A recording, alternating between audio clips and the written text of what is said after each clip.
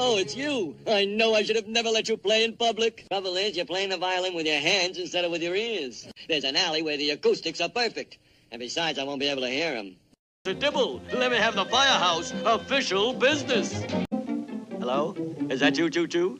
Well, get a hold of the other guys and we'll have a meeting. Where? Why, right here in the alley, of course. Oops. Yeah, Choo-Choo, we better make that in the cellar of Schultz's Delicatessen, okay? Yeah, I gotta hang up now. Someone else is waiting to use the phone. Well, if it isn't Officer Dribble again.